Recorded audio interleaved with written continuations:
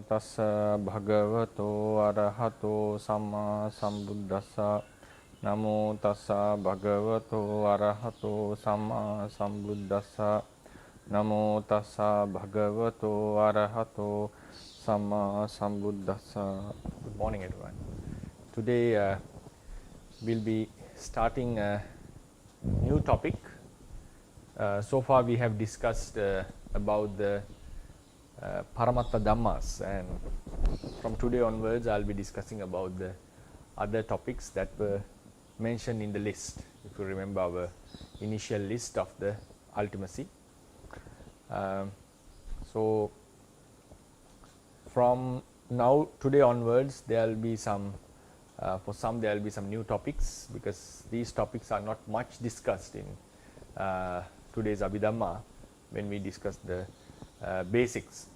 But my idea was, my intention or thought was that these topics that will be starting from today are very useful and essential in understanding, especially in understanding the Vipassana meditation. Today's topic is has a certain relationship with Vipassana, but from next week onwards there will be very direct relationships with the Vipassana insight meditation that will be very useful, the knowledge of which will be utterly necessary, I would call, in some context, to understand, to see the reality and to get Vipassana Jnana, the wisdoms related to Vipassana. So if you have got the, I hope that most of you have got the handout which was distributed few days ago. So if I would suggest Dr. Ryan to share the Google link in the chat box. So if someone has not had the handout, could download it easily. So because we shared it in the WhatsApp group and also in the Viber groups that were made for this class. If someone is not in the groups yet, maybe they'll be able to download it now while the class is going. So before we start, the topic is named as Uppadino Dhamma. Uppadino Dhamma. So before we go into the topic, I would like to have a overlook about the basic topics that were listed in the list of the chart of ultimacy. Then this was divided into two: Sankata,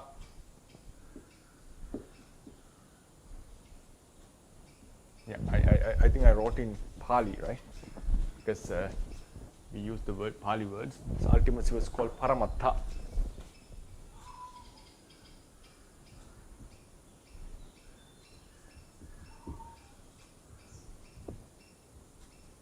Then Sankata Paramattha, conditioned ultimacy, ultimate natures. Then Asankata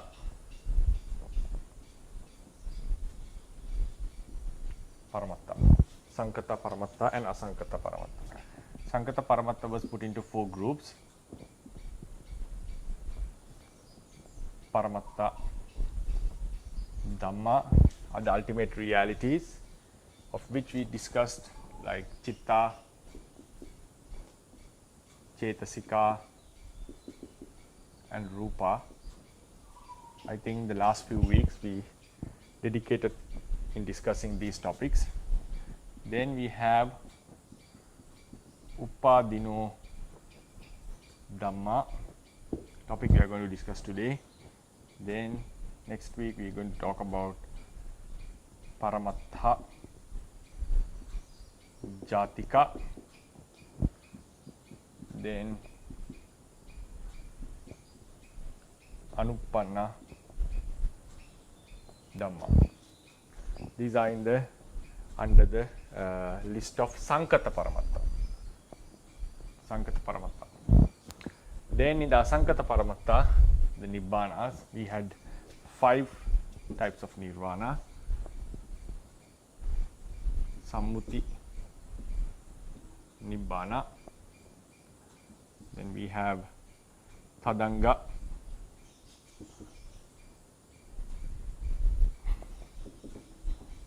Nibbana, Vikambana,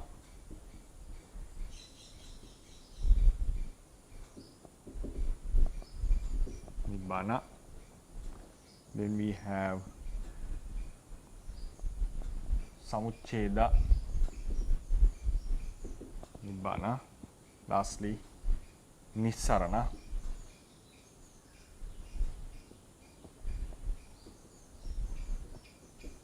Nibbana. Then out of the group, these are the ultimacy, this is the ultimacy. Then we had Panyati. You know the name, Panyati. In between also, we had some realities like Tilakkana and so forth. Few, we'll be discussing them later. So this is the chart of the ultimacy. So we can bring everything here, but there will be some additions at the end, like Dhamma, Dhammata, like the five the laws of the universe and so forth. So in the end of this course, we'll completely fill the chart and discuss each and every topic which is mentioned here. So this is like an introduction to the ultimacy. So far we have discussed the natures. What is a paramatta? How do we call something a paramatta? We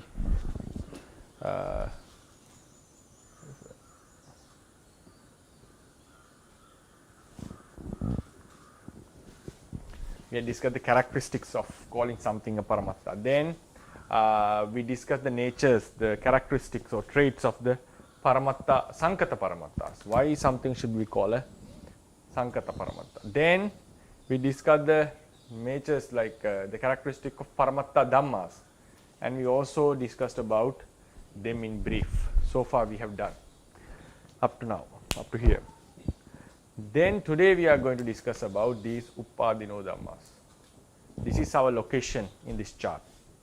So far we have discussed the characteristics of paramattas in general, why something should be called a paramatta. Then conditioned realities. This is sankata, means conditioned realities. Then the characteristics of the conditioned ones. They depend on some other reality. They cannot exist alone. That is the basic characteristic of a conditioned reality.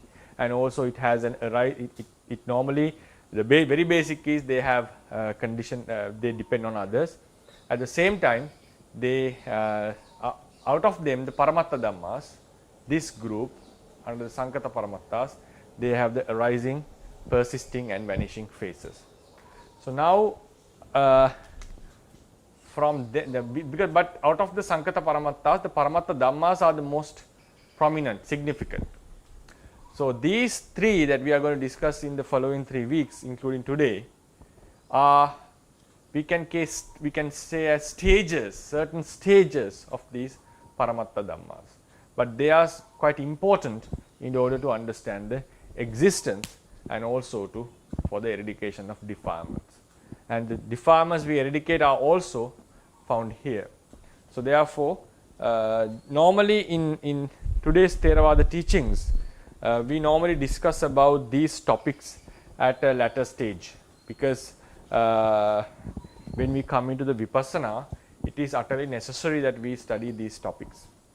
So what I thought was, if we can give a holistic picture about the ultimacy from the beginning, so there will be, otherwise sometimes we tend to make complications, like if we know only, we normally study only this part in the beginning, and then people start to apply their knowledge of the paramatta dhammas into the entire doctrine and try to interpret the doctrine based on these paramatta dhammas, and sometimes they can miss these points, that these natures have been greatly used within the tradition to explain the continuity of the existence and also the attainment of the liberation.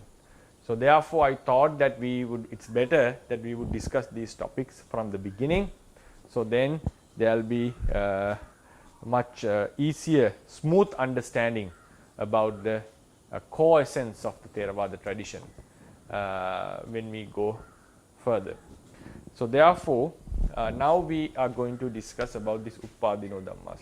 So a translation, a direct translation, normally they give a direct translation to these Upadino Dhammas, but I prefer it to keep it in the Pali term, but to give an explanation on this. So if I give a definition to this Upadino Dhammas before I start to explain each and every step of this definition, Upadino Dhamma means the realities, the resultant realities that are supposed to arise out of a karma that has gained the opportunity. This is a very basic definition of Upadino Dhammas. Resultant realities, it can be mentalities or it can be some mentalities, some physicality, like the physical elements. The resultants, resultant means they are outcome of a karma, of a deed that we have done in the past. The resultant mentalities and materiality of a karma that is supposed to arise by a karma that has gained the opportunity are called Upadino Dhammas. So Upadino Dhammas have not arisen yet. But they are supposed to arise. They are about. We can rather saying about to arise, because if we say about to arise, we may think that it is going to happen very soon. But time, the duration of the time is not a fact here. The basic criteria is that the karma, its cause, has gained the opportunity for its outcome to appear. So after the karma has gained the opportunity, it has before the arising of the reality, these realities are called Upadino Dhammas. For that we have to go step by step. I'll give a brief like a simple simile analogy to understand this. For instance, now someone, a lady has normally a lady has a potential to give birth to a child. So she possesses a womb normally by birth. So then if she is fertile, she has the potency to give birth to a child. Now think the child as the Upadino Dhammas. Think the child are the resultants. Are the resultants. Then when the mother has had the act of intimacy, the sexual act, normally the mother get fertile, and then before the intimate act, she had the potency to give birth. So after the intimate act has happened, and imagine she got conceived by a child. So before she had the potency, now she is conceived by a child, and the child would remain in the mother's womb normally for 10 months, 9 or 7 or 9 months normally, and then she'll deliver the child. So the child who will be born are the resultant mentalities and the materiality. We can say the mother had the potency of giving birth, and the intimate act is like the karma. The sexual act. Its result will be a child. Then if the act was done properly and the mother became fertile, a child is now in the womb. She got conceived by a child. So this moment, the 10 months, while the child is in the womb, is like the time the karma, the act, has gained the opportunity to give a result. So while the child is in the womb, when we consider the child, the resultant is the born child, not the fetus. We can say the resultant has not arisen yet.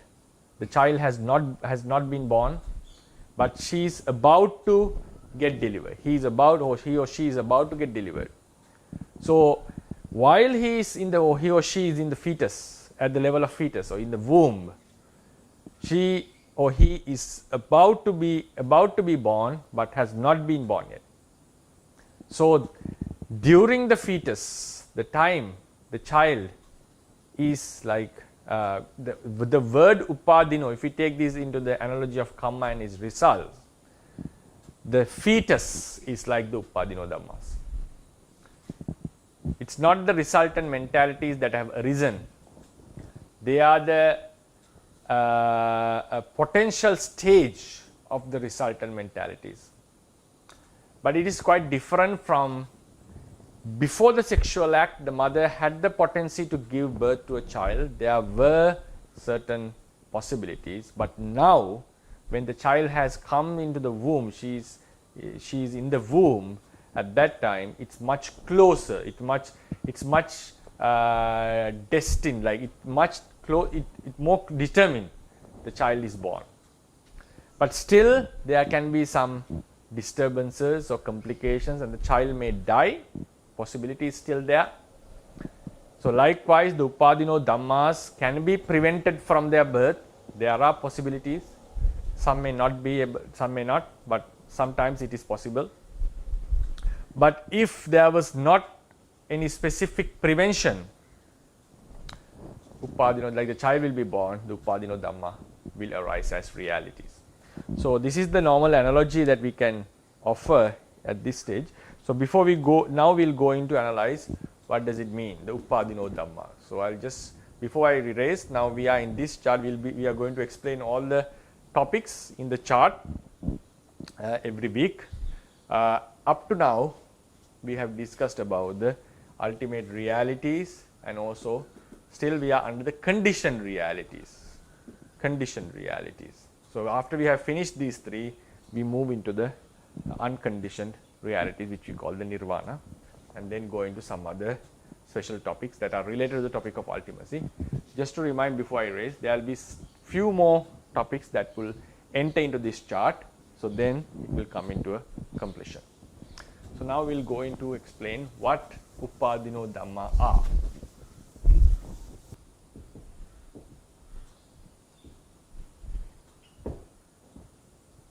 Upadino dhamma. Normally when we do a karma, a non-arahant, when he does a karma, a certain energy or a force implants onto his mind stream, or we can say get implanted. We say in intransitive, as an intransitive word, is implanted onto the mind stream. What does it mean that now our mind works one after another? We have discussed about this. Arises, passes away, arises, passes away. So when someone has done an act called karma, a deed, good or bad, a certain energy would remain in our mind stream, and it is implanted not by someone, as a natural cause. So this energy implanting onto the mind stream means it would start to follow the mind stream till it gets an opportunity. So if we try to bring it into a diagram, so the mind arises, passes away, arises, passes away. Chetana, normally the karma is called the chetana, the volition. It arises and passes away. Now it's no more. A new mind arises and passes away. But this chetana, if it was a karma, we normally call a karma, a deed, a certain energy would be implanted here, would get implanted. We can call it karma sati.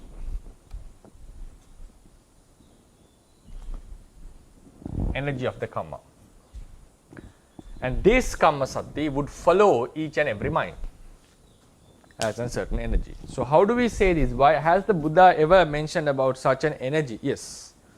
In Dhammapada he mentioned, I have given in the handout 1.28. So he mentioned in Dhammapada, nahi kammang katam papang sajjukirang muccati dahantang bala manveti basmat channava pavaku. As the milk of a cow does not turn into curd as soon as it has been milked, the evil deed done by a fool means a mean person, follows him or her like blazing charcoal covered with ashes. So this is a solid evidence for the Theravadians to say that a certain karmic energy, a karmic force, whatever the word we use, force or energy, though scientifically they are two things, but I would use it as that it has the positive potency to produce something new, which act as a force sometimes, which affects our mind. So even both the terms can be usable at this context. So a karma, energy of the karma remains. So karma energy, I'll try to use the English terms here, maybe otherwise it will be too much of Pali. Karmic energy.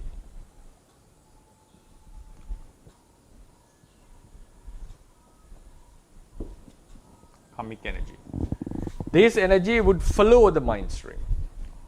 And if you remember the first vast gatha of the Dhammapada even, the evil doer, the evil deed would follow the person like the wheel of like the wheel follows the oxen who drags the cart. So likewise, the karmic energies, the person who has done good, the evil, the good force, the good karmic energy would follow him, would not let go of him like the shadow. So likewise, in both the good and bad aspects of the karma, Buddha has suggested or mentioned that a force would follow this person. So in our Pali terms, we call it kamma sati. We can translate it as the karmic energy or the karmic force that follows the mind stream.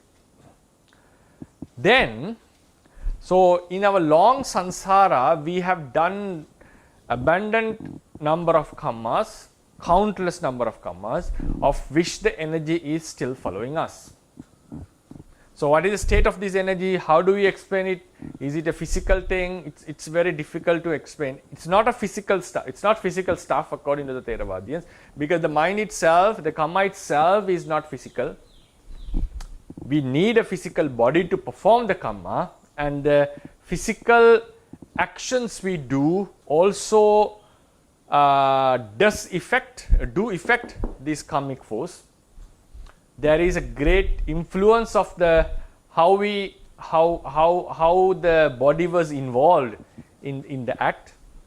For instance, if someone behead someone, like cut the head of some person, so as a result we would get beheaded. Similarly we would get beheaded. Like that's how the karma has been explained. Similar traits we call kamma sarikkata, kamma sarikka vipaka.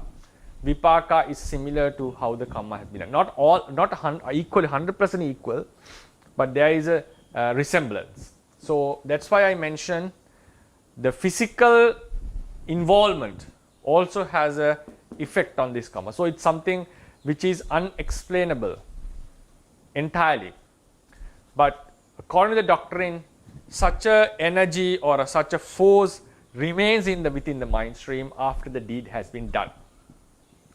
Then this energy would follow. So there are lots of energies, such energies that have been stored up within the mind stream.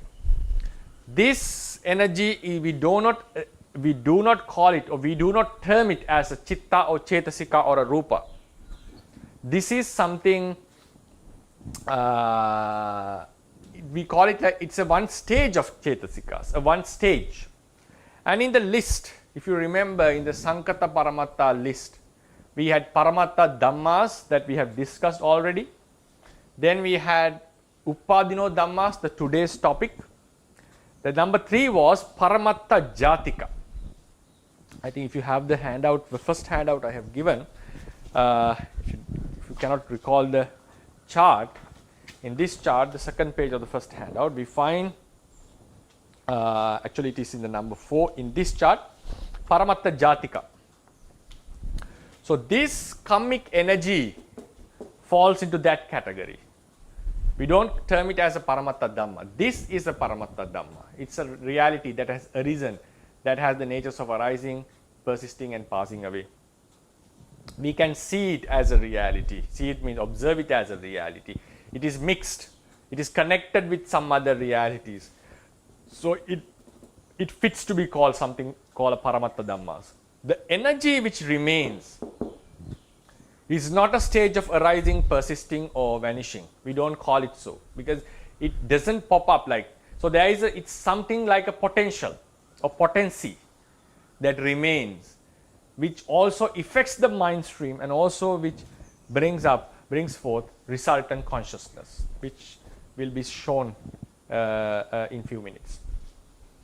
So this karmic energy remains within the mind stream. We call it, it is not something apart, like just to show it separately, I brought it like this, drew it like this, but normally it remains together with the mind stream. So then someone can ask, is it mixed with the mind like a Chetasika? We don't call it so.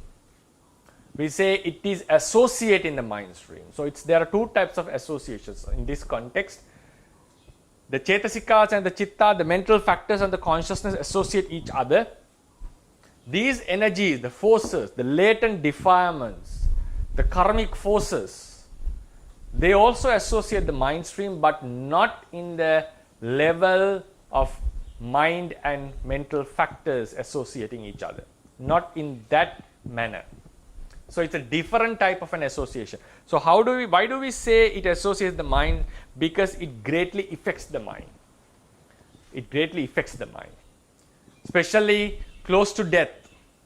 This karmic force is responsible for bringing forth near-death signs and also the latent defilements, which we'll be discussing next week, does affect the mind. So the mind gets an urge to continue even after death. The mind stream doesn't stop at the moment of death because it is supported by a latent force called latent defilements. Even the person's mind is wholesome at that moment, close to death, but still it will be pushed by a certain force which we call the latent defilement. The latent defilement, not the defilements that arise in the mind, but actually they are not two things that we normally call. They are the latent stage of the defilements that arise in the mind.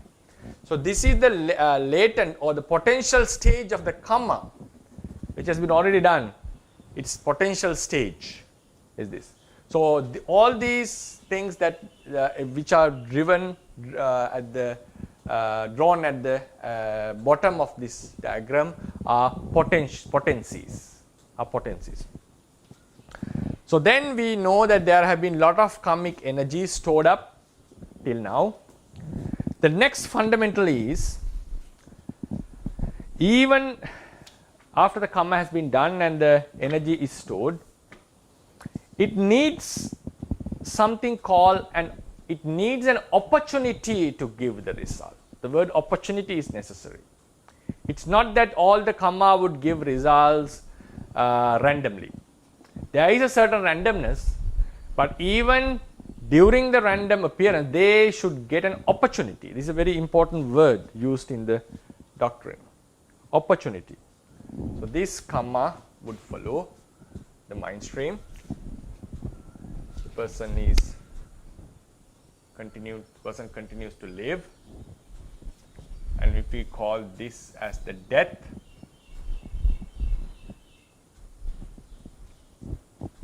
at a certain stage before the death, the karma gets an opportunity. I'll draw it with this angle. So now the karma has gained the opportunity.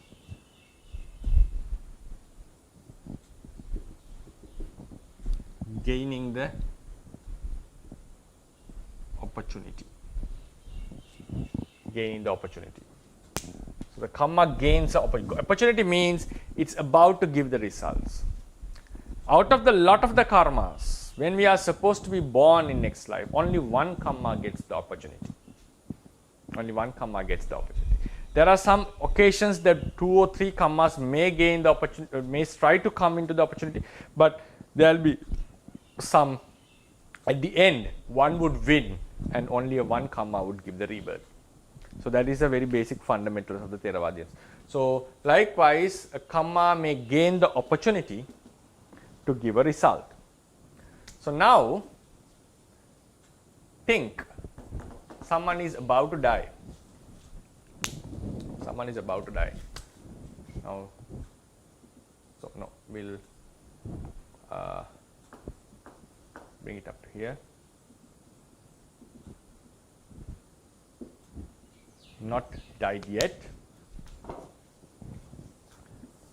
but the opportunity has been gained. If the opportunity was gained here, this is the opportunity, gaining the opportunity.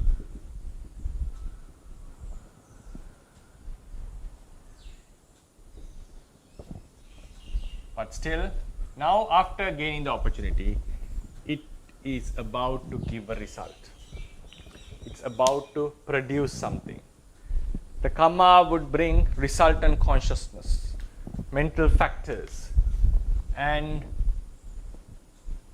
some karma born matter. So now, and these karmas, and also I would like to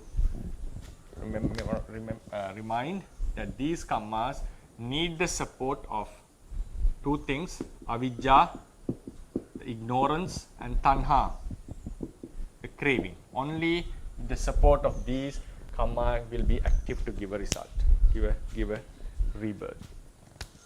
So this diagram goes, this will be the birth, that was the past life. I think you remember this chart. We have drawn it few times already. So now the karma has gained the opportunity to give its result. Gaining the opportunity means gaining an occasion.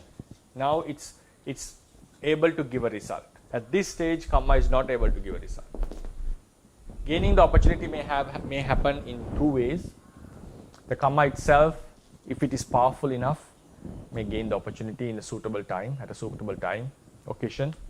Sometimes when the conditions, outside conditions gather, certain karmas get the opportunity. Sometimes our behavior also plays a huge role in giving the opportunity for certain karmas.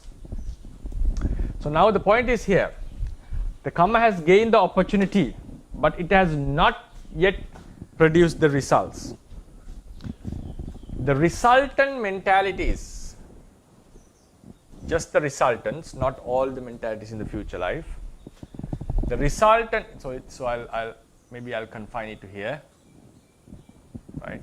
There can be a lot of non-resultants would also appear after the birth has been given. Otherwise, sometimes we may misunderstand the entire life which is going to happen should be called upadino. No, only the resultants. Because if you remember, when we classified the chittas, we had wholesome chittas, unwholesome chittas, functional chittas, resultant chittas. We are talking about the resultant consciousness. And also in terms of matter, we had karma born matter, matter born out of food, nutriment, matter born out of heat and the coldness, and also out of the mind, based on mind. So we are talking about the matter born out of karma, and also the resultant consciousness and the mental factors which are resultants, like which are vipaka, not all the mental, all the realities. Now the karma has gained the opportunity, but it has not given the results yet, since the cause, now this is the effect and this is the cause. Karma is the cause, resultants are the effects. But the thing is, the cause has gained the opportunity, but the results have not yet come out. They have not arisen yet. Such resultant mentalities and the physicality or the corporeal elements which have not arisen yet, that's why we mark with the broken lines, which has not arisen yet, but of which the karma has gained the opportunity, the karma has gained the opportunity, are called upadino dhammas.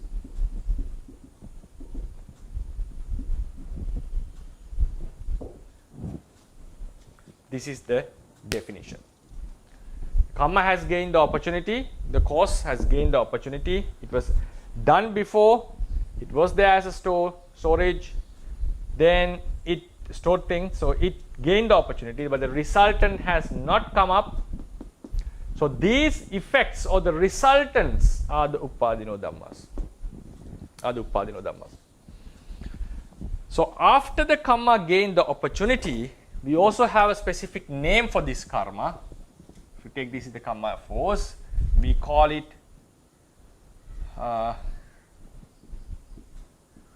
Laddo Kasa karma. I'll be using Pali terms, but the English terminology is quite easy to understand. Okasa Kata karma.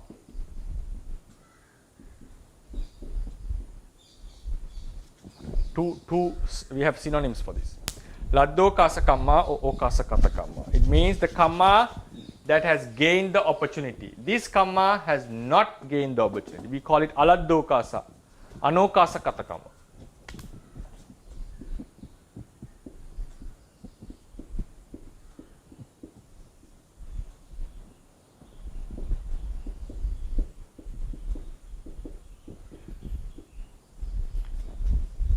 This means the karma which have gained opportunity. These are the karmas not gained, not yet.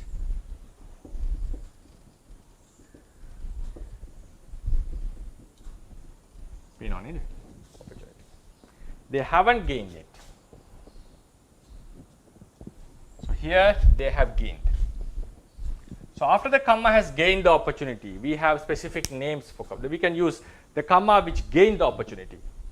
The resultants have not arisen yet. That is the important point. It has not arisen. These resultants. So Upadino Dhamma is not a term for the karma. It's a term for the realities that are going to happen. The realities that are going to happen. These are called Upadino Dhamma. So in the Buddhist context, Theravada context, the thing is, these realities, though they have not arisen yet,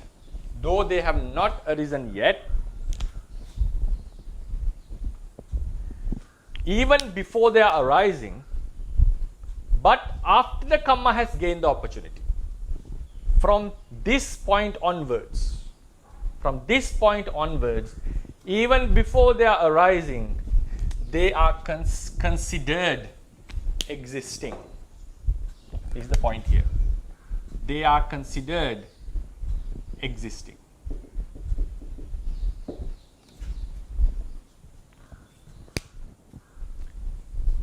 So normally we know they have existed, or while something is in a existing phase, like it has arisen but not passed away, we call it existing.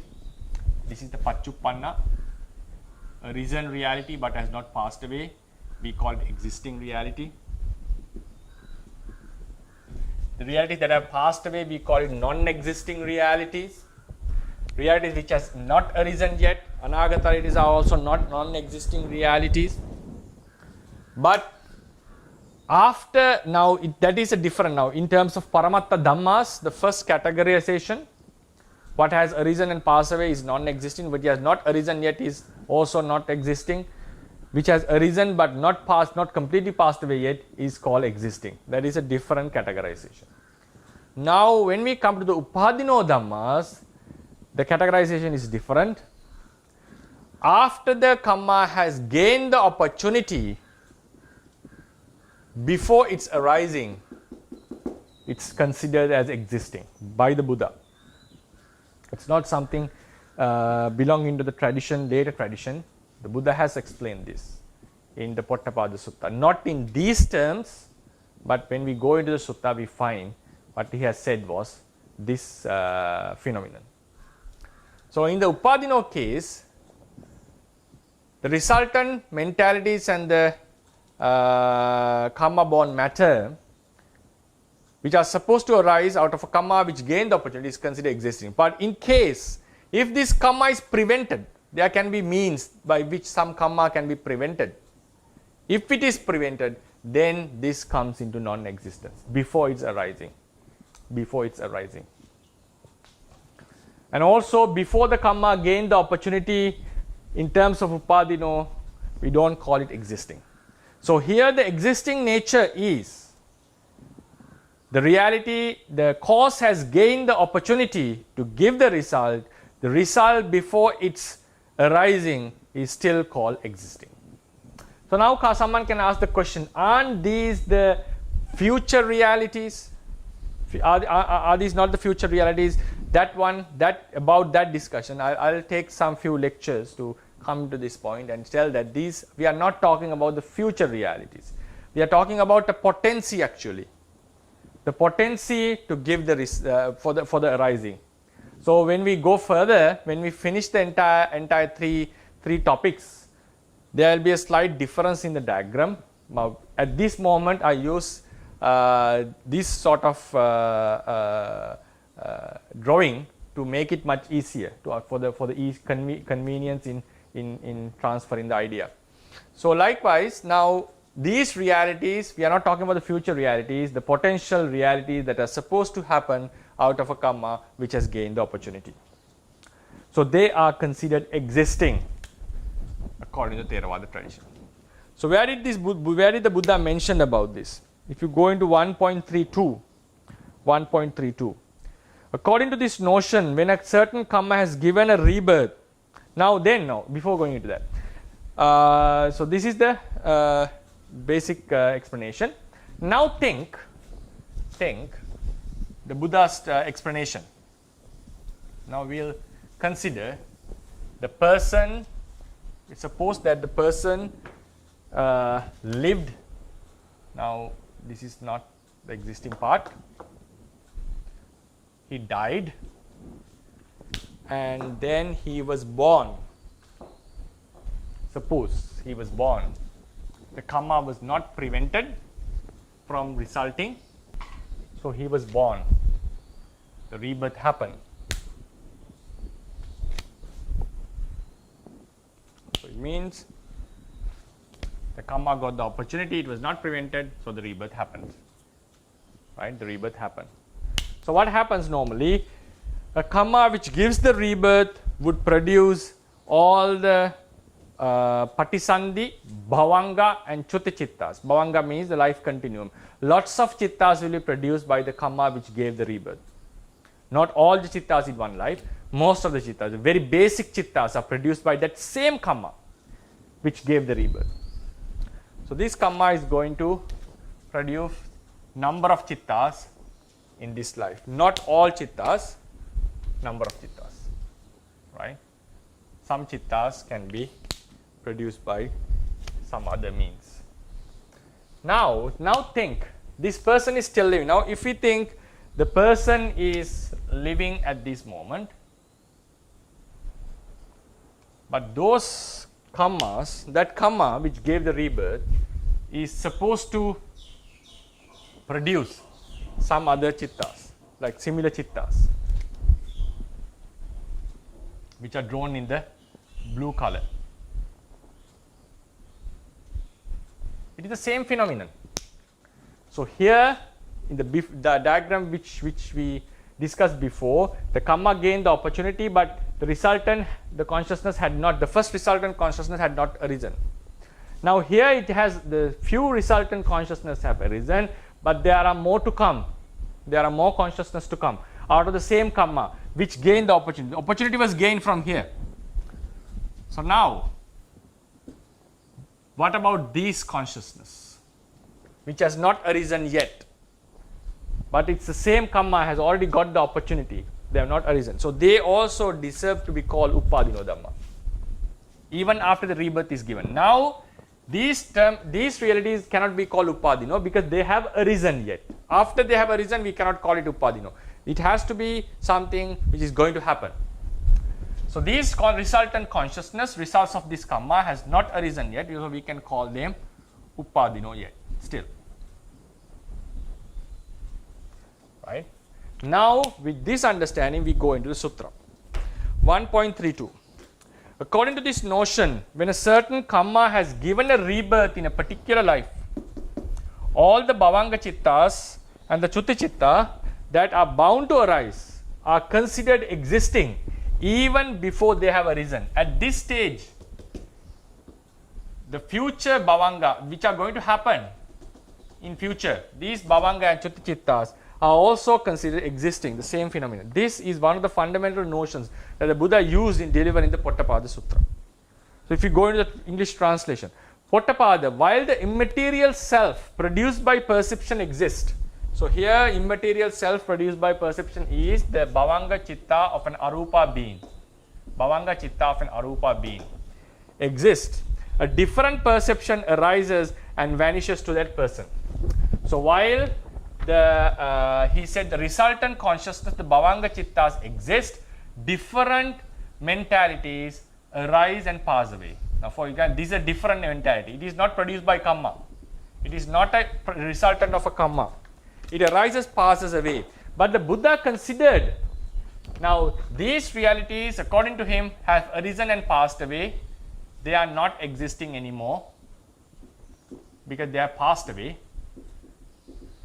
So this is the different perception which has arisen.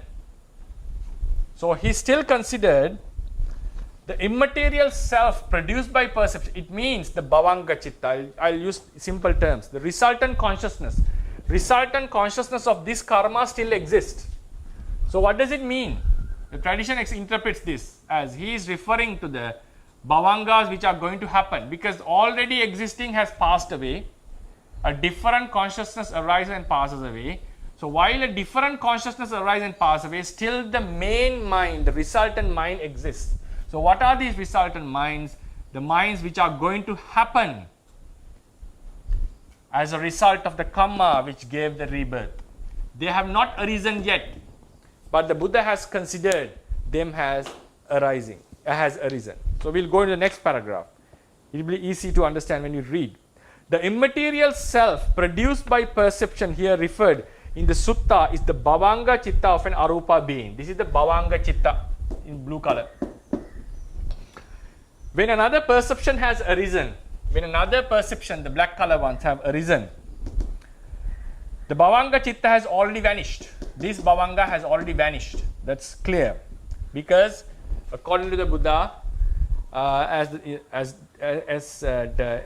preserved in the Theravada doctrine, no two consciousness can happen at the same time to the same being. Right? Only one consciousness at a time. But the Buddha can now when this consciousness, right, the Bhavanga, the blue color ones have passed away. But the Buddha considered the Bhavanga existing. He mentioned that it is still existing. Since why he did consider that? Since the new perception, when the new perception, this new perception has passed away, the black color one passed away, a new Bhavanga Chitta of similar nature will surely arise. It's going to happen. It's surely arise.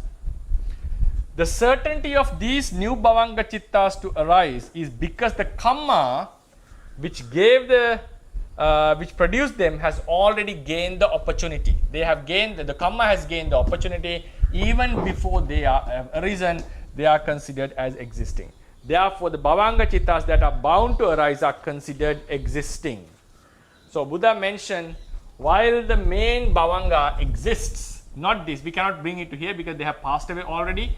While the main Bhavanga Chitta exists, a different perception arises and passes away. Otherwise, it brings a huge contradiction to one of the basic fundamentals of the teachings. It seems like when the main Chitta remains, a different Chitta arises and passes away. It seems like there are two Chittas happening at the same time. So this is contradicting to what has been mentioned in the Nidana Sutta, Mahanidana. So the Theravadins explain that the idea of the Buddha was to consider the Bhavangas that are going to happen as existing. Why he considered it as existing? Because its cause has gained the opportunity already. So this is the place where the Upadino Dhammas are referred by the Buddha, but in different terminologies. If you go to the next page, page number 2, we find the top line. The existing nature of Upadino Dhamma is their bounded nature to arise due to their cause having gained the opportunity to yield its results. The cause has gained the opportunity to yield its results. So resultant before its arising is considered as existing. We give it a term, name called Upadino. We coin it as Upadino Dhamma. Then, I hope the idea was clear. I hope. So we can have discussions if there was any unclear thing. So now before they are arising, they are called upadino. But think, if when they have arisen, oh, think now this has continued and the chitta has arisen, right? Not passed away. At this stage, we don't call it upadino dhamma. We call it a paramatta dhamma because it has arisen. After it has arisen, we call it paramatta dhamma. It's a chitta or cetasika. The vipaka chitta cetasikas, which we discussed in the previous lectures, the mind and so forth. After it has arisen, coming to the stages of upadititi bhanga, arising, persisting and vanishing. Vanishing means in the process of vanishing, we call it ultimate reality, right? So then, this is the point. So before they are arising, now the upadino dhammas, normally we don't call it anagata, but I'll give a holistic picture about these terminologies in a future lecture. How do we consider about them, right? Then these kamma, after it's gained the opportunity, before it's producing the result, we call it like the kamma which gave the opportunity. So these are the kammas which are responsible for seeing near-death signs. These kammas brings forth, right? These kammas bring forth. And the last thing to be mentioned, after kamma has gained the opportunity, before it gives the resultant, before it gives the rebirth, sometimes such kammas can be prevented from giving results. There are many examples, few examples given in the doctrine about this such phenomenon. There was a father of a monk who was involved in hunting as for his livelihood. He was killing animals. So the monk was well learned, and he thought that I have guided many people towards the liberation and the correct livelihood, but I was unable to correct my father. So he thought to bring him to a good, proper, correct livelihood. So when the father was quite old, he went to him and forced him to get ordained. So out of respect to the son, and he also didn't have much strength to go for hunting, so he ordained, and he was living under the care of the monks because he was quite old. So at just one day while the monk was involved in some other activity, the father monk used to cry at seeing that he has started to see some dogs coming towards him, and there were no actual dogs around. So those young monks informed this matter to the Thera, the monk, and he knew what has happened is one of the kammas that his lot of kammas that he had done in the past, out of them one has come forth and he's about to give a result, and he's about to be born in a woeful realm. So the monk knew that this can be prevented. He was seeing some signs of kamma nimitta, that the dogs he used to kill certain animals, he was seeing them, even though they were not actually there. He was remembering actually.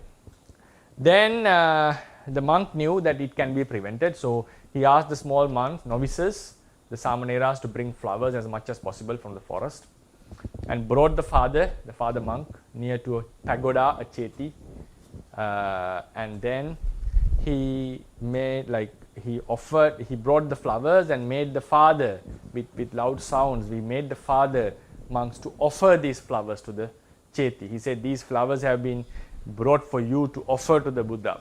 So he was very happy, and his mind started to change because he was involved in certain acts, certain wholesome acts.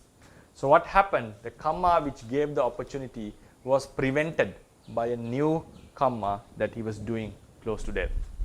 So what happened? That kamma was prevented, a new kamma came forth which he was doing near to death, and it says, the book says, he was born in the heavens after his death. So likewise, even though a kamma has gained the opportunity, some kammas can be prevented by some other means, by doing some other new kammas or recalling new kammas. And it happened to the king Duttagamini Abhaya of Sri Lanka, who had done lots of support to the sasana, but he was starting to remember the war he did and the killings he did or instructed during the war. So one Arahant came to him and recalled and reminded him of the many good deeds that he has done as a king. So then when the recollection was happening, his karma, which gained the opportunity, the akusala karma was subdued and new good karma came forth, and he was able to be born in the heavens. This is how the story goes. So now the things to be taken away from this lecture is that existing nature, now we are coming into a different aspect of the existing nature. So far we discussed something which has arisen but not passed away yet is called existing. Something which has already arisen and passed away is called non-existing. Something which has not arisen is called non-existing as a future reality. Then today we came into a different topic called Upadino Dhammas. If a resultant consciousness or the matter, the karma, after the karma has gained the opportunity, its resultant matter and the consciousness, even before its arising, is considered existing. So then, it's considered existing, and Buddha has used that term for this, the existing nature, the existing term. So this shows that now the approach is that. So normally in today's, I would say, the mindset that we have as we have followed a certain educational system, we normally understand in our day-to-day lives like future has not come yet. The future has not come yet. But according to Buddha's philosophy, Buddha's point of view, the future, though it has not come yet, the causes have gathered, and if the future is bound to happen, if it is going to happen, he has considered it as existing. He has considered it as existing. Why is that? That thing is bound to happen. So this existing nature shows, that's why he mentioned, like the same phenomenon, same philosophy will be used in some other terms. That's why he mentioned a person. Now we are in a comfortable state as human beings, but as long as our karma is still there, which can give rebirths in the future in woeful realms, we are not freed from the suffering that is going to happen. So this is the essence of this lecture. Like we have to start to think according to if we start to practice according to the Buddha's doctrine, though the future has not arisen yet, in one term it has not arisen, so Buddha said no, don't think too much about the future because it has not come yet. Focus on the present, live in the present moment. Like present means do your activities well, but fulfill your responsibilities without pondering about the unknown future. But at the same time, when we come into these topics, Upadino, Paramatta Jatika and Anuppanna Dhammas, he has emphasized that we have to have some urgency about the future because that future is existing in one way or another. Existing doesn't mean that it cannot be changed, it is fixed. No, it doesn't mean like that. It means we are not freed from that. So we cannot utter or we cannot say that we are free men, or we cannot say we are free women, like we are utterly, entirely released from the suffering, even though we don't experience any suffering at the moment. So now what the thought that we have to arise is the future,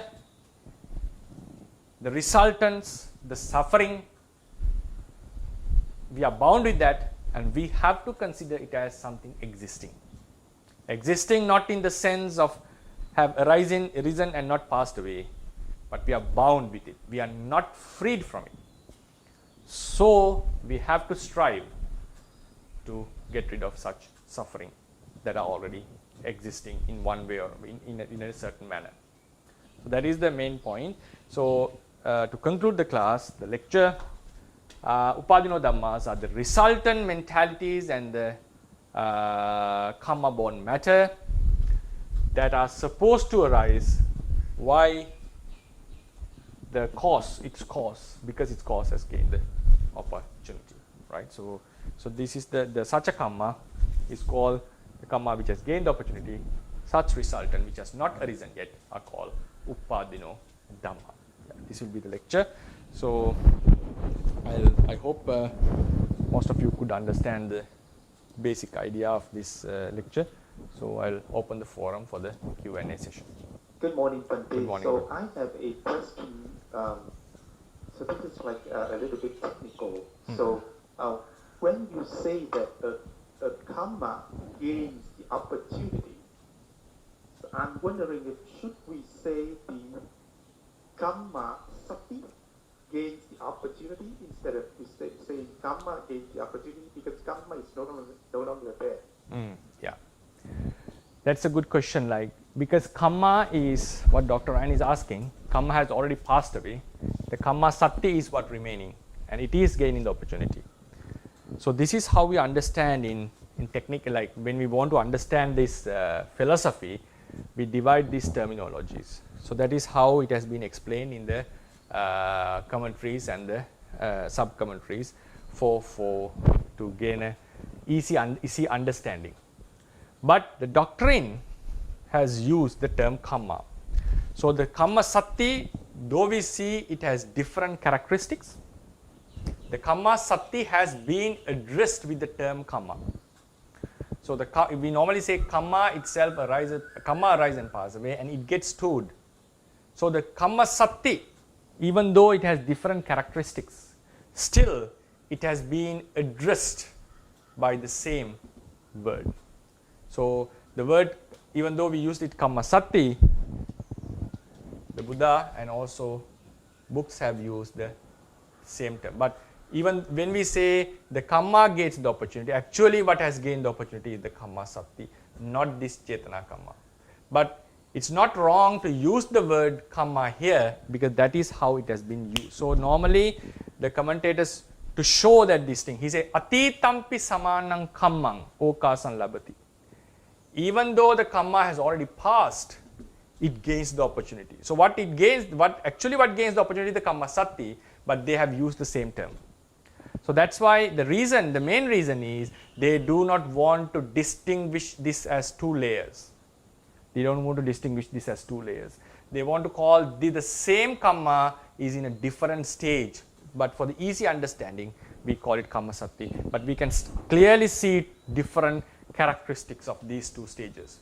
So I'll be discussing this after we have finished the Anupanna Dhammas, these slight differences, and how do we term them, what are the differences that we can see in these stages, and what are the terminologies they have used to these kind of forces. I'll be discussing them. So as you said, technically the karma sati gained the opportunity, but grammatically or conventionally in the usage, we still call this the karma.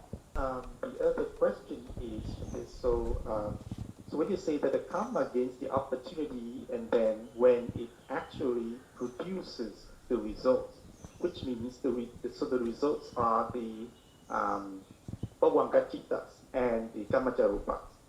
Not all. Not all, but It means even Chakku Vijnana falls into this category. I see. And then also, and then how are we going to explain the situation where, like last time we discussed, like a bhikkhu becomes a bhikkhuni, which means when he becomes a bhikkhuni, he has different kamacharupa. So does that mean that a different karma, so like the upagataka karma, comes into place? You mean karma, now when the bhava-rupa changes, a monk becoming a nun, right? Yes. Or then in that case, what has happened is, according to the Theravadians, it has been explained in the sub-commentary for Vinaya, because this issue comes in Vinaya. So they have tried to explain this. Now this karma has given the resultant, is going to give the result to the entire life. So what is happening is, the karma gave a result, bhava rupa also arises from the moment of patisandhi moment.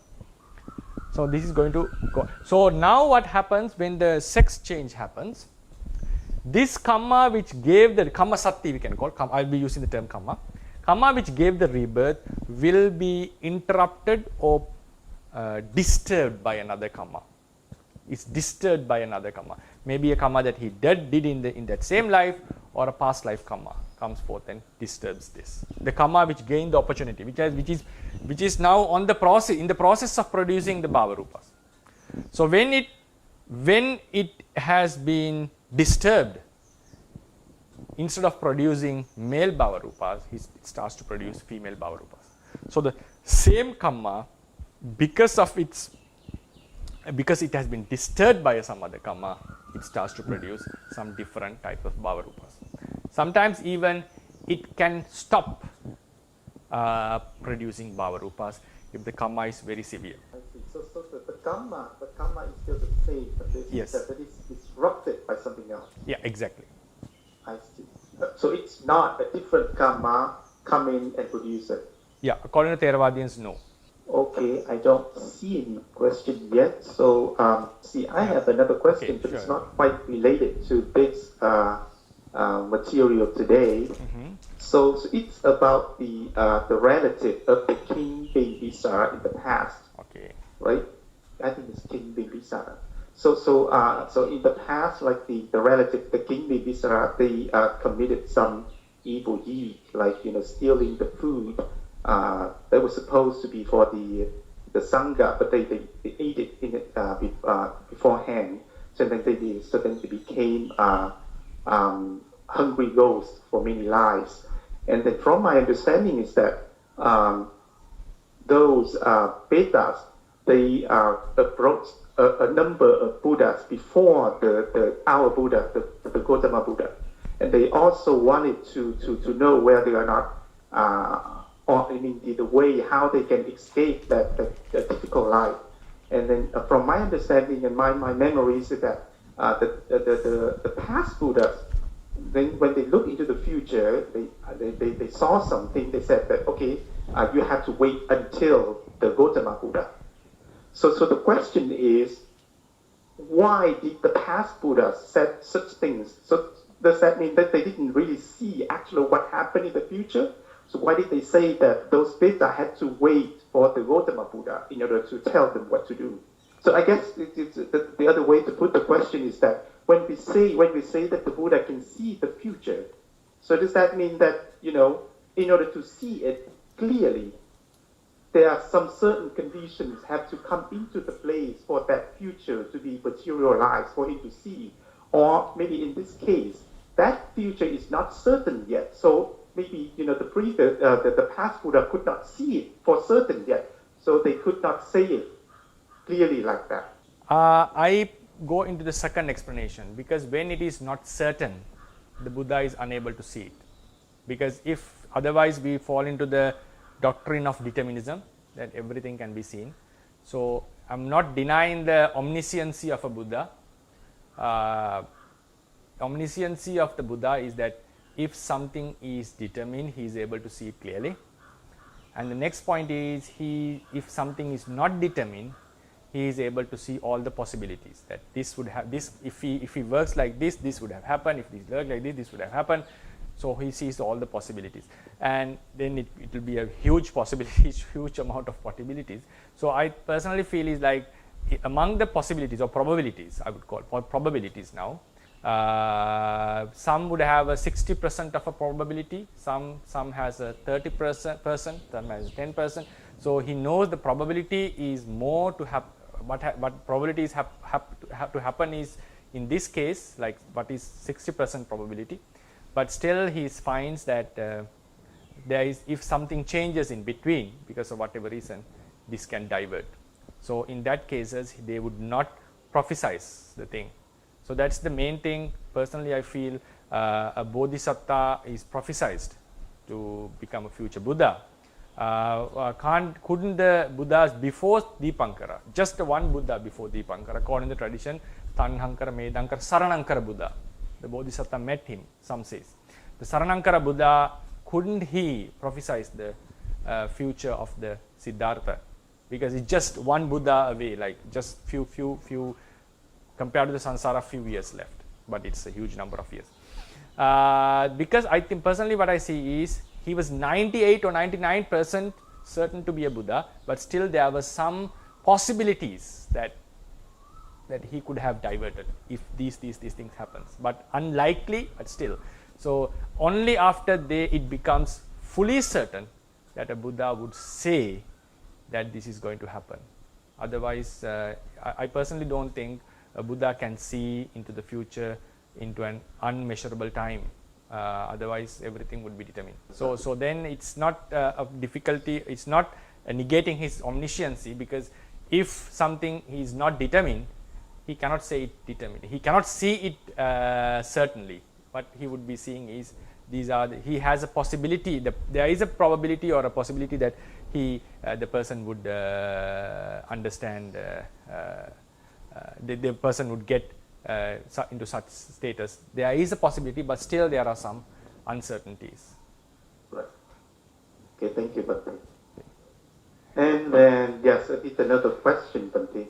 So, I don't remember the sutta. I think one sutta, the Buddha said that, so when the following three things happens, then passa will arise. So those three things are Dhamma yatana, Manodora, and Manovinyana. So when three things meet, then passa arises.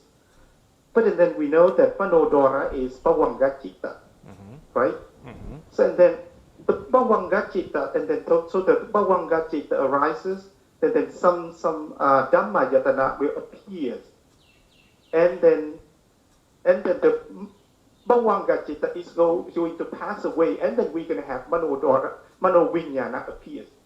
So it looks to me that the Manodora will arise first, and the Manovinyana later. So then how can we say that those three things at the same time? How are we going to understand this? Manancha paticca dhammecha uppajjati manovinyana, right? Tinnan sangati passo. Yes. Right? Actually, this word Tinnan Sangati, Dhamma plus Manovinyana, right? Tinnan Sangati, Passa. So, the gathering of these three, the coming together of these three is called the passa. That's how normally we translate. Tinnan Sangati Passa.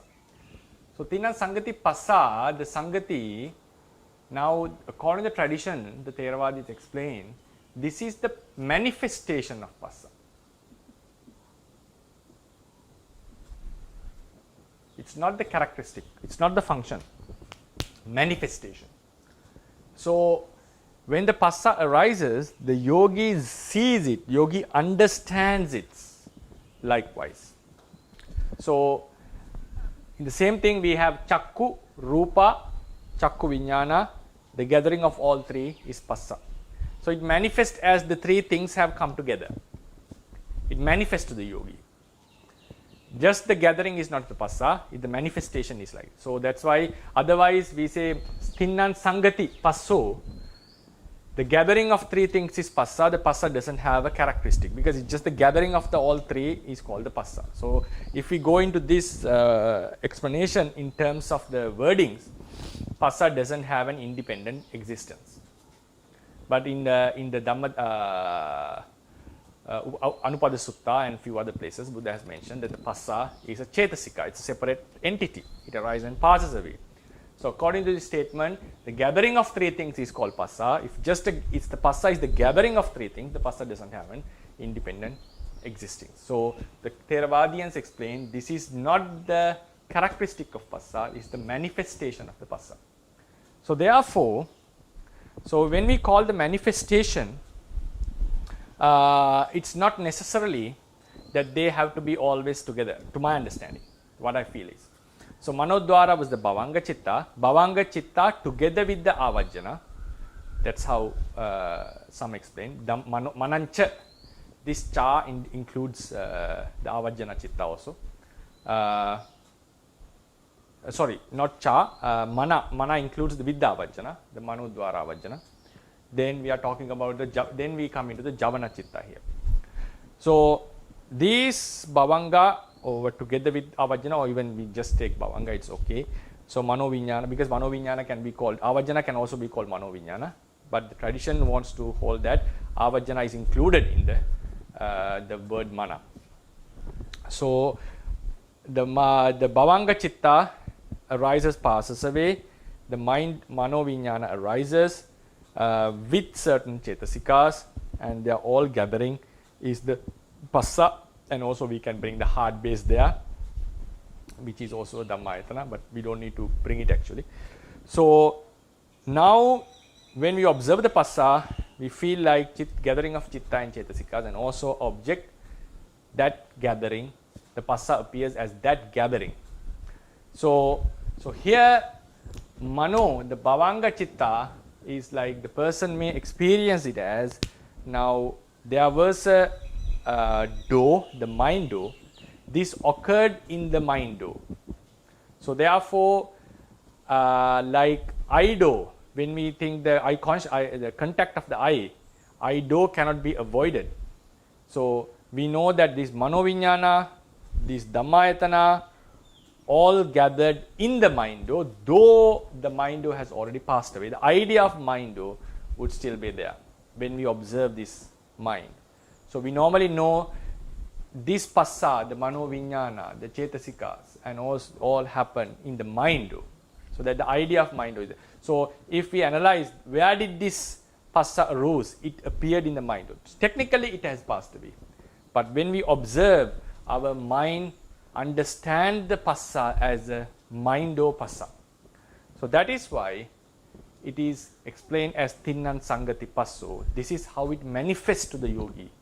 It's not that all have to be there to something to be called Passa. This is how the yogi would understand, because when we are observing the mind-o, we know this has occurred in the mind-o, and the mind-o, the Bhavanga Chitta, has already passed away, but still as we understand it as something in the mind-o. So Buddha has given the gathering of all these three is the Passa. Bhante, can you hear me? Yes, I can. Bhante, actually, I was not very clear about the Passa. So Tinna Sangati Passa, when you were saying Passa according to Theravada tradition, so Passa, I thought the next step, like Passa is a Chaitasika, right? Yeah. So three things coming together is not, three things coming together is not called Passa, but Passa is happening after three things coming together. Is that right, Bhante? I just want to clarify. No. Three things coming together is not a reality. It's just a gathering. So when this statement according to Theravadians is how the Passa is manifested. Manifested means we understand when we observe the Passa coming of these three. So we understand the Passa as the coming of these three. So if we just focus on this statement, Passa will not have its own existence, because it's just a gathering of three things. So some would start to explain Passa is not a Chetasika, it's just the gathering of three things. So that's why I mentioned, according to Theravadians, this term is just how the Passa manifests, because in few suttas Buddha has mentioned Passa as a Chetasika. So therefore, when the three things come together, Passa arises at the same time. Like together with the Manovinyana, Passa arises, together with the Dhammayatana, Passa arises. But this is how, when we focus on the Passa separately, this is how the yogi feels it or understands it. It's how the understanding comes up. So it's not an explanation about the Passa. So it's a when the three Manovinyana is there, Dhammayatana is there, the Bhavanga has supported in the previous. So Passa arises together with the Manovinyana. It arises together with the Manovinyana. But when we observe it, we understand it as the gathering of three things. Bhante, now any Vijnana has Passa already in it, right? Right. Seven, Sarva Chitta Sadharana. So here what I thought was the Passa is kind of taking the leading role, right? Is that how it happens? Passa does take the leading role, yes. So now when you say mano vijnana is happening not past, so I didn't actually. No, it's so this is the mano bhavanga chitta. Okay, we'll just go into the bhavanga chitta. Then we have avajjana, javana. So with the javana we have chetasikas, all. So out of chetasika, passa is one. Then there are some more. So they happen together, right? So passa, the chetasikas, mano vijnana appears together, but as a cluster. This happened before, it has passed away already. This is the mano. This is the, normally if I precisely say, mano means these two together according to the tradition. Then javana chitta is mano vijnana, right? This is the mano vijnana. These are Dhamma ayatana, right? Dhamma Ramana, we normally we can bring it as Dhamma ayatana because it's the ayatana teaching. So then we come into passa. Passa also arises together.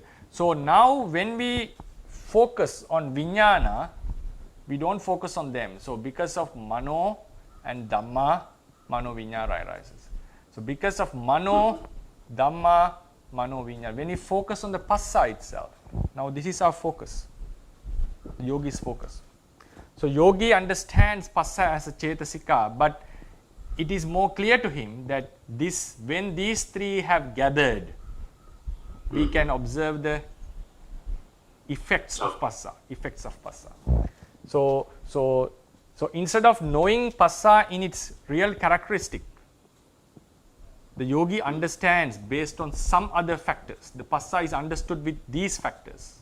So that's why to understand the characteristic of passa, it's rather than understand the characteristic of passa directly, it's easier to understand him based on some other factors. So that's why the gathering of these three is called the passa. Oh, hi, Patti. So, yes. So I still have a little question, okay. Patti. Okay. So you mentioned, from my memory, then the in the Vibhavini, he mentions that the mind door is the Bhagwang Buddha, the Bhagwanga Upattira, right? And then according to the Vibhanga and Visuddhimagga and also Lady Sayadaw, so then for those three, then they say that the mind door is any Bhagwanga, right? So but then you mentioned that, so somebody else mentioned that it's also Bhagwanga and the mind door adverting. So who is that? No, it's like this. When we talk about this Vitis, you are correct. The Bhavanga is the mind door. But when we come to the Sutta, Chakkuncha, Paticca. So in this statement, right? So Chakku, if I remember, because of this cha, Chakku, the word Chakku, because of the cha, the word Chakku include the Chakku Pasada and also the Panchadwara Vajjana. So this is how the Sutta has been interpreted. So we're not talking about the Vitis here. In the Viti lectures, Mind-O will be the Bhavanga, Avajjana will be a Mano Vijnana. That's correct. But when we go into the explain that Sutta, particular Sutta of Ayatanas, Buddha mentioned, Manancha Paticca Dhammecha Uppajjati Mano Vijnanam and so forth. So in those suttas, the word cha, because of this word cha, Chakku, the word Chakku covers both the Pasada and the Avajjana. Sota covers both the Pasada and Avajjana. Mano covers the Bhavanga and the Avajjana. So that is how the Sutta has been explained. You can find this in the Vibhanga commentary, that this is how, if you go into Ayatana or Dhatu, I forgot. Ayatana Vibhanga or Dhatu Vibhanga. I'll try to give you the reference. In one place they consider this is how they interpret the term the Sutta. in the tradition, within the tradition. Morning, Bani. Okay. So here is the Jakhongja. Here is the Madhubindika Sutta of the Munapanasa. So the Atthakatha it mentions Jakhongja avuso naga ayamato avuso nisaya bhavena jakupasatanja aramana bhavena jatu samuthanika rupeja patija jakuvinyana nama upajati. So that means like include the Jakku Pasada and the Aramana. Aramana, then? And there's something like depending on that also. It has a Nisaya Bhavena. Right. Chakku Vijnana is the Vijnana. So we are Panchadwara Vajna is missing, right? Well, we know, right? Panchadwara Maybe the different commentaries. This is Madhubindika. Yeah, now still they haven't mentioned about the Panchadwara. They have just skipped it. So if you go into the Vibhanga commentary, they say this because technically if you try to mix the Abhidhamma with this, so Avajjana is missing because we say normally for the Chakku Vijnana to arise, a very basic necessity is the Avajjana, the adverting consciousness. So the adverting, where does it land? So it will be attributed to the word Chakku. So that's why they mention because of the Cha. Cha is not the Cha doesn't represent the Avajjana because the Cha indicates, it's an indicator. The Cha is an indicator to show that Chakku is not alone here. Word Chakku also constitutes Avajjana also. So, okay, that means here the Cha is including other Dhammas as well. No, Cha is the indicator saying that Chakku has two meanings. Chakku is not alone. It also includes the Avajjana Chitta and its Chetasika. That is why that one I'll unable to answer because we know that we have discussed this many times, right? Yeah, You ask this question all the time. So and it's also not mentioned in the commentary even, right? It's not also mentioned in the commentary. So this is how the tradition have suggested. Maybe it seems like it is something that has come in at a later stage. Anyway, so normally we know Bhavanga, so Chakku, then Chakku Vijnana arises, Panchadwara Avajjana, Chakku Vijnana, Sampatichana it goes and it strikes the object strikes. So here Chakku is here, this one, Chakku is the eye, Rupa contacts here, the eye, then Chakku Vijnana arises, right? So Bhavanga Chitta is something other than that because of the Chakku, because of the striking. The Bhavanga we don't need to consider here because it's the door, it's a mind door. So after the contact, the Chakku doesn't arise immediately. This has to happen. It's very basic requirement. Avajjana is a very basic requirement for any chitta to happen. So therefore this Avajjana would be missing. So the same thing comes with the Manancha Paticca Dhamme Uppajjati Mano Vijnana. So that's why the word Chakku, then Rupa, Chakku Vijnana, right? So this Bhavanga they want to incorporate with this. So why, how they do it, the usage of Cha, they say indicates, puts it here. So Savajjanam Pasada, we normally say Savajjanam Pasada, the Pasada together with the Avajjana. Thank you, Bhante. Sadhu. And I think now Mr. Ananda raised his hand again. Okay. Bhante, I have two questions actually. Okay. You know, when you say, Tinna Sangati Passapajja Vedana, Yang Vedeti Sanjanati, so there the Sanya is followed by Vedana. So can the reverse order also take place? Like firstly you start Sanya, then you get Vedana. It's a very good question. Yeah, it's very something that we need to analyze. So according to Venerable Buddhaghosa, possible. According to Venerable Buddhaghosa, it's possible. Like yang sanjanati tang vedeti, yang vedeti tam pusati. There is no significance in it. But for the ancient commentaries, Buddhaghosa has argued on this matter. He has suggested, I don't see that he doesn't see any significance of passa over others. But the ancient commentaries, they suggested, that passa is the most among the Chetasika. Chitta is the forerunner, that's for sure, because Buddha has mentioned this. That's for sure means it has been mentioned in many places. Among the Chetasikas, and also passa, Chitta needs the support of passa, that's also very clear. Among the Chetasikas, passa stands as the pinnacle of a roof, like Kutagara. So therefore they suggest that's why the passa was preached first, and then so it shows that Vedana, Sanya also have a great influence over others. So according to the ancient commentaries, they didn't discuss about the Vedana and Sanya, that we can analogically apply this. The passa was preached in the beginning with a purpose. But when Buddhaghosa suggests, you can see this in the commentary for Attasalini. If you go, the ones who know Pali can go into Passa Panchamaka Vannana. I'll just first write it because some listeners can go into the reading. Passa Panchamaka Vannana.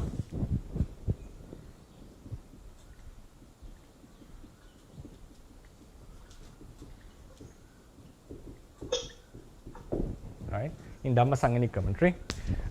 So the ancient commentaries say that's why the passa was preached first. It has a significant role, and it can be proven in many suttas. Normally passa pacchaya vedana, and also vedana never comes before passa normally in suttas. So therefore, and also sanya comes after vedana. So there is a significant reason for this order. So, but when Buddhaghosa didn't like it, he says to him it doesn't make much sense. So he says any order would be okay.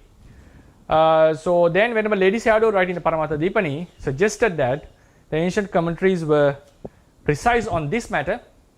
So he also preferred that the preaching of passa in the beginning has some meaning.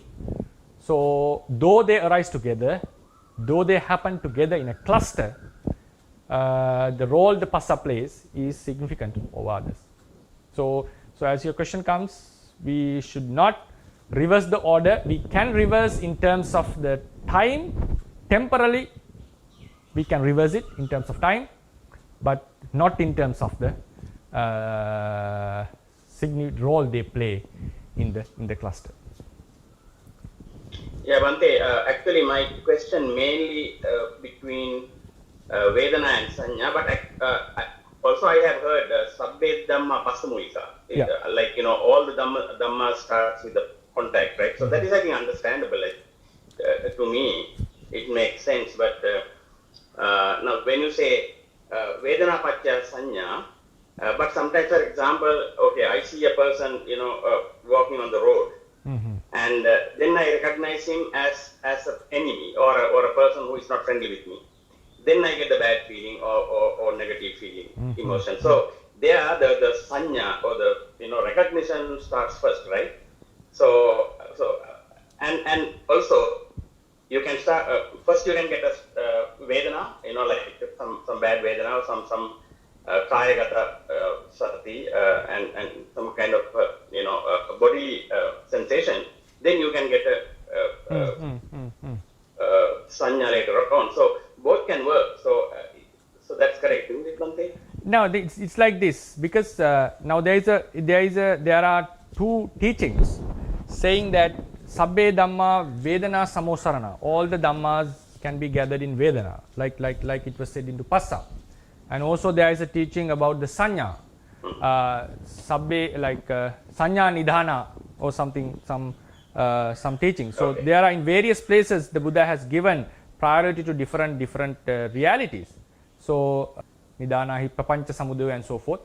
There are some the significance of Sanya over some defilements and so forth.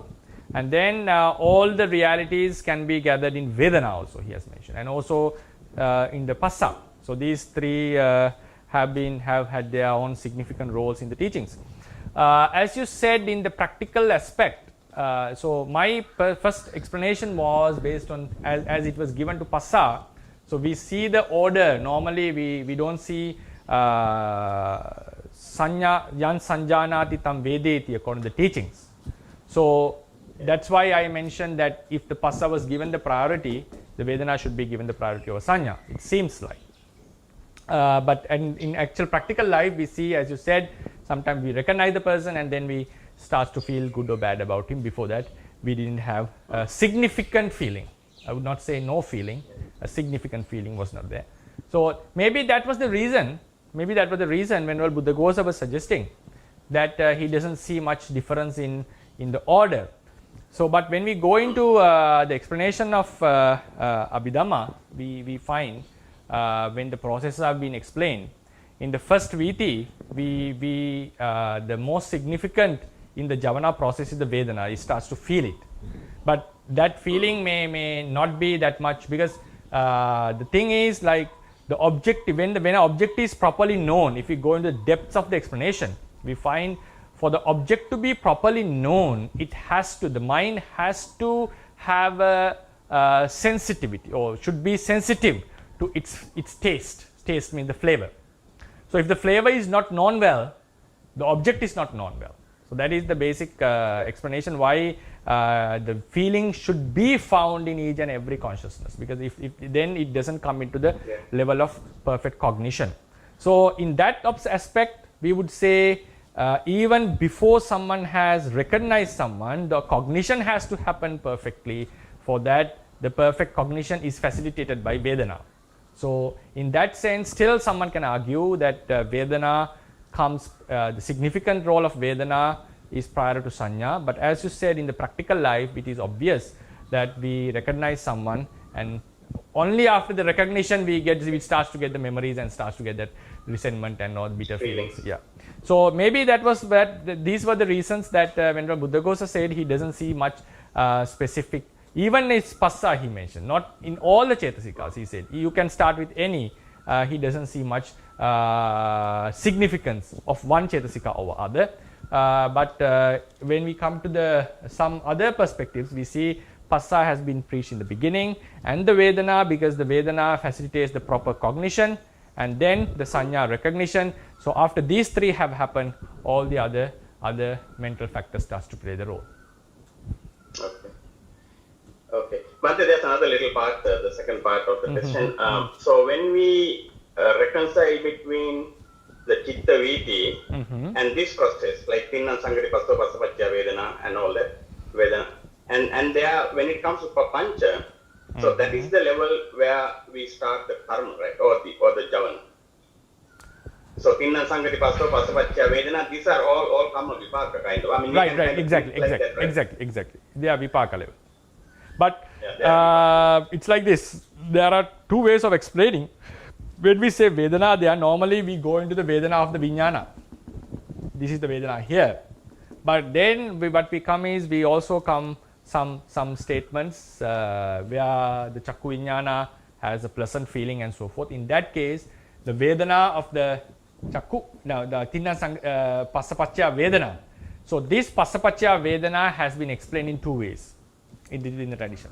One is the Vedana of the Chakku Vijnana we can take, or the Vedana of the entire process also can be understood with the entire process. So when it comes to Papancha, we can either bring, I'm not my memory was not perfect in this matter. We can bring, for sure the Papancha is the Javana level. There's no argument with it. Papancha cannot have in this level. But the Vedana, we have two interpretations. We can bring the Vedana of the Chakku or Vedana of the entire Viti. Hi Bhante, I'm sorry. Okay. Because we brought up the Passa Panchamaka. So okay. I have a question about that, Bhante. So in the so we know that according to Abhidhamma Sankaha, so we have 7 Sappajita Sadarana, right?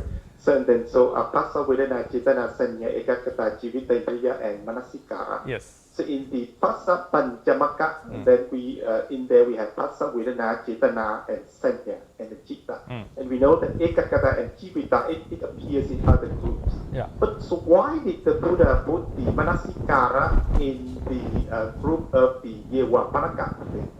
I think they have given explanation on this. They say one is they are not very prominent, and some other reason. I forgot it actually. One is that they are not that much prominent. That's the explanation I remember. They're not much prominent. It's one of the difficult, but someone can argue Manasikara is quite obvious. Yeah, I have to go into the commentary to see what the reason, what they have suggested. But when I discussed with my friend, I found was like they Jevapanaka. And one is that some are not always found, like Karuna, Mudita and so forth. But as you said, Manasikara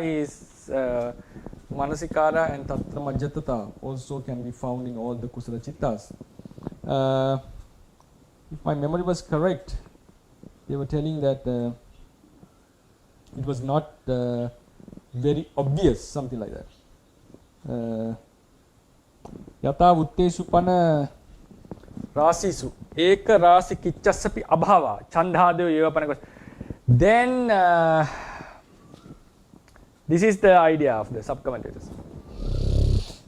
Now we have groups, right? Passa Panchamaka, Jananga and so forth, right? So in these, then we have to go in why the group categorizing was there, why the groups were categorized. So for that categorization, to the criterion which was used to categorize certain groups, so these Cetasikas do not fit into such groups. So that was the explanation of given by the sub-commentator. Like Passa Panchamaka, then we have to find out what is the criteria behind this classification of 5. So Manasikara doesn't fit into that. So it means those are not the Sabbachitta classification. The first 5, the Passa Panchamaka was preached because of one reason, one kind of method. Then the Jananga was different, Indriya and so forth. So there are, I think, 10 or 12 groups within that Dhammasangani Chittupada. So none of them fit into any of the groups. So that's why they were left away. So it means then we have to go in to find what is the criteria behind Passa Panchamaka. Vedana, Jananga and all we know that we have already studied. Then we have to study what is the criterion behind Passa Panchamaka. Why he preached this, based on what some 5, only 5 of them fell into this. So that characteristic based on which they were classified is not found in Chanda, Manasikara, Tat and all this. Yeah, just because I asked this because the 8 remaining Chittas in the Dewa Panaka, they don't always associate with the Chittas. We know that, but Manasikara, it's a Sabbachitta Sararana, so it's kind of strange. Yeah. So they say Yata Vittesupana Rasisu, the groups that have been explained. Ekarasi Kichasapi Abhava, Chandhadev Jeva. Chanda and so forth doesn't have any of the functions of these groups. Like they don't fall into Jananga, Indriya and all these. And also this Passa Panchamaka was also preached based on a certain function. So that function is not found. That's what they are saying. So may this merit of discussing Dhamma assist us to attain our liberation, and also may the Buddha Sasana last long for the betterment of the world. Buddha Sasanang Chiran Tittatu, Buddha Sasanang Chiran Tittatu, Buddha Sasanang Chiran Tittatu, Sadhu, Sadhu, Sadhu.